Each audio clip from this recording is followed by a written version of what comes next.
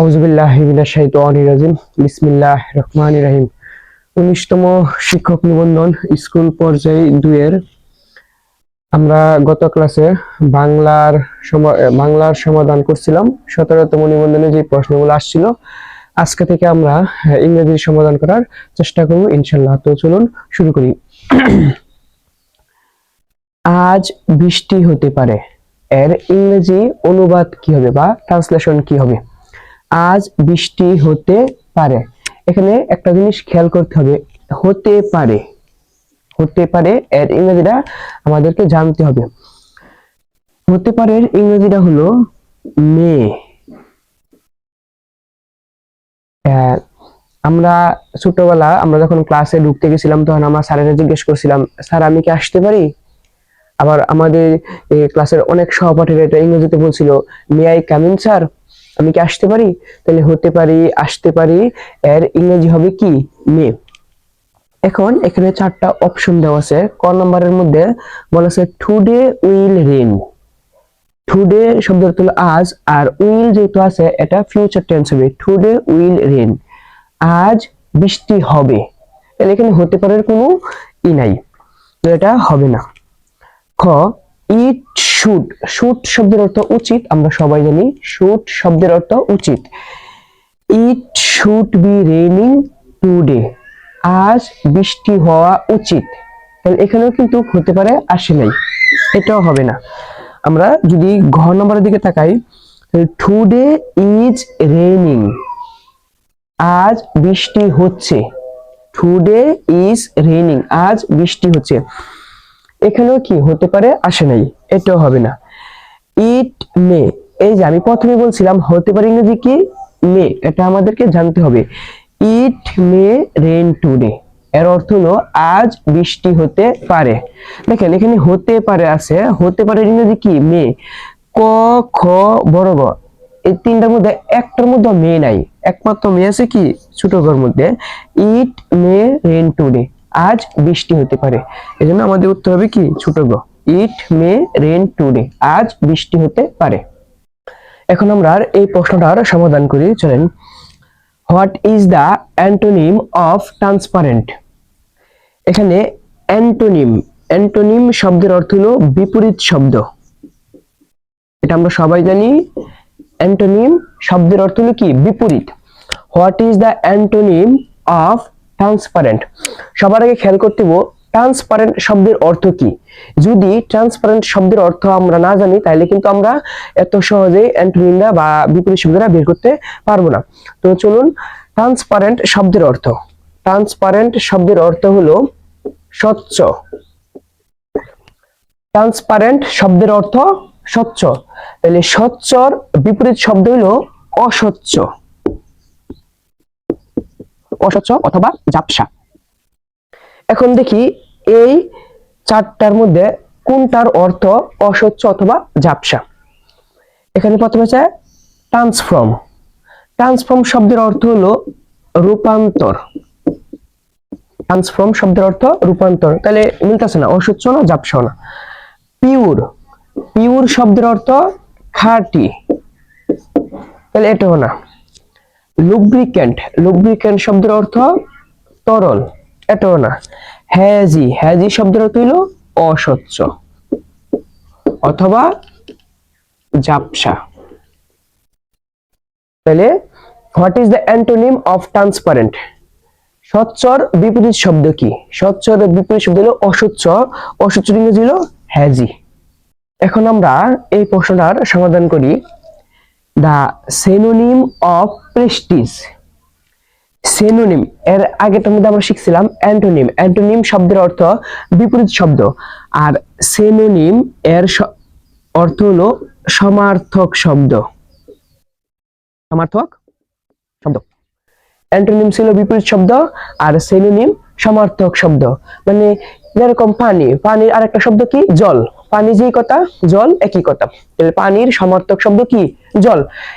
এখন আমরা দেখব প্রেস্টিজ এর সমার্থক শব্দ কি। তাহলে প্রেস্টিজ শব্দের অর্থ হলো সম্মান। প্রেস্টিজ শব্দের অর্থ কি? সম্মান। এখন দেখতে পাবো এই সম্মানের সাথে এই চারটার মধ্যে কোনটার অর্থ সম্মান? আচ্ছা, প্রথমে আমরা দেখি B number state. State state শব্দের অর্থ হলো রাষ্ট্র। স্টেট শব্দের অর্থ রাষ্ট্র, তাহলে সম্মান আর রাষ্ট্র একই কথা না। প্রেস্টিজিয়াস এর অর্থ হলো সম্মানজনক। প্রেস্টিজিয়াস শব্দের অর্থ সম্মানজনক, তাহলে সম্মানজনক আর সম্মান একই কথা না। সম্মান হলো একটা গুণ, আর সম্মানজনক মানে মানুষ যদি ভালো একটা কাজ করে তখন এটা হয়ে যায় সম্মানজনক। স্ট্যাটিক স্ট্যাটিক শব্দের অর্থ হলো স্থির, তাহলে সম্মান আর স্থির একই কথা না। এই যে স্ট্যাটাস, স্ট্যাটাস শব্দের অর্থ হলো সম্মান অথবা মর্যাদা। তাহলে সঠিক উত্তর কি হবে? সঠিক উত্তর এ হবে স্ট্যাটাস। স্ট্যাটাস অর্থ সম্মান অথবা কি মর্যাদা। আর স্টেট তো রাষ্ট্র, রাষ্ট্রের সাথে সম্মান মিলে না। প্রেস্টিজিয়াস সম্মানজনক, এর সাথে সম্মান মিলে না। স্ট্যাটিক স্থির, এর সাথে সম্মান মিলে না। একমাত্র মিলে এর সাথে স্ট্যাটাস, অর্থ হলো সম্মান।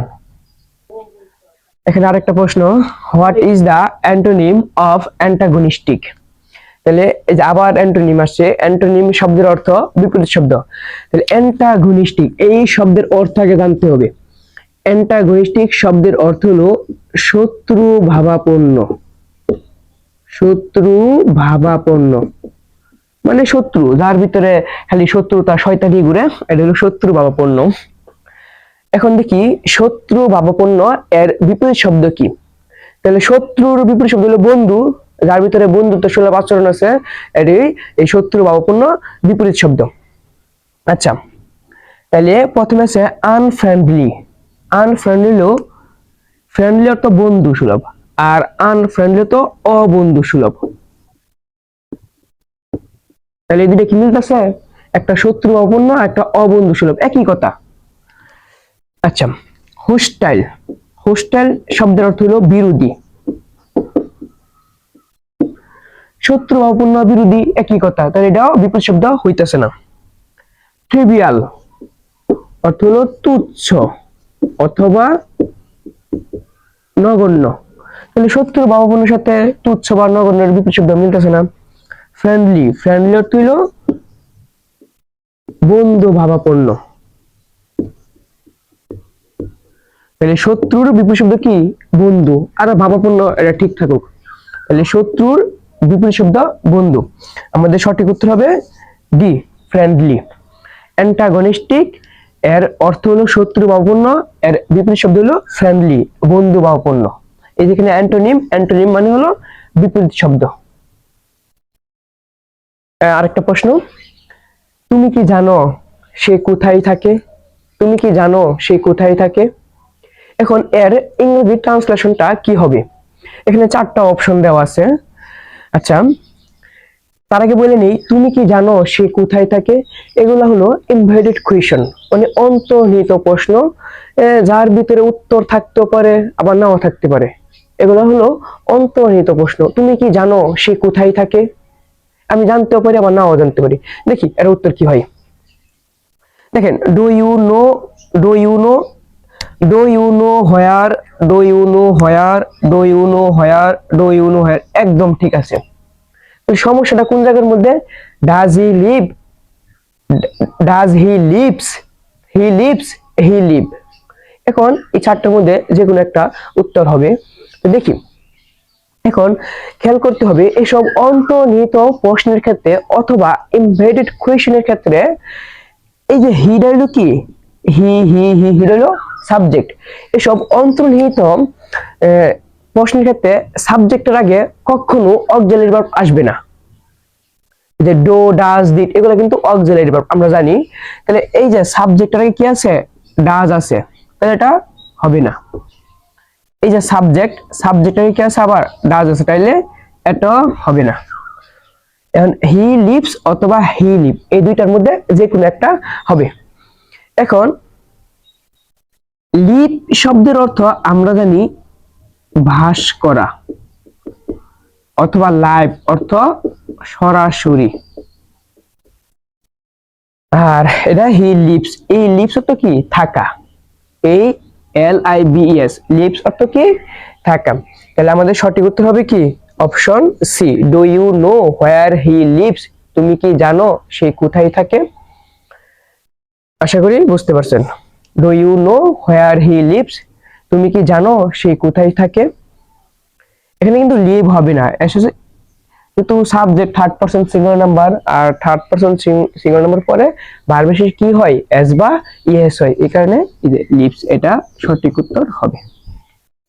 এখন একটা প্রবাদ বাক্য আসছে, যারা দেখতে নারী তার চলন বাঁকা। তো প্রবাদ বাক্য আমাদের মুখস্থ করতে হবে, এর মুখস্থের কোনো বিকল্প নাই। যারা দেখতে নারী তার চলন বাঁকা, এর ইংরেজি হবে ফল্টস আর ঠিক।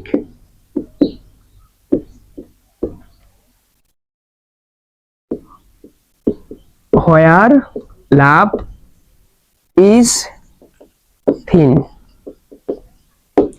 ফলস আর ঠিক, হোয়ার লাভ ইজ থিন। এর অর্থ হলো যারা দেখতে নারী তার চলন বাঁকা। What is the adjective of lord, লর্ডের অ্যাডজেক্টিভ কি? তো আমরা জানি কোন বস্তুর দোষ, গুণ, অবস্থা, পরিমাণ ইত্যাদির আমরা কি বলি? অ্যাডজেক্টিভ বলি। তাহলে কার অ্যাডজেক্টিভ হয়েছে? লর্ড এর অ্যাডজেক্টিভ। সবসময় খেয়াল করবেন,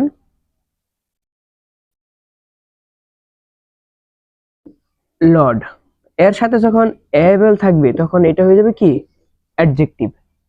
লর্ড এর সাথে যখন এইবল থাকবে বা কোনো শব্দের শেষে যখন এইবল থাকবে তখন এটা কি হয়ে যাবে?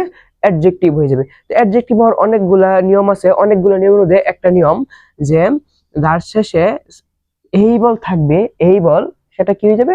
অ্যাডজেক্টিভ হয়ে যাবে। দেখেন এটা শেষে ফুল আছে, তাহলে এটা হবে না। এটা শেষে ওয়ে আছে, এটাও হবে না। এটা শেষে ইডি আছে, এটা হবে না। একমাত্র এটা শেষে এইবল আছে বিদায় এটাই হবে লর্ডের অ্যাডজেক্টেবল, লর্ডেবল।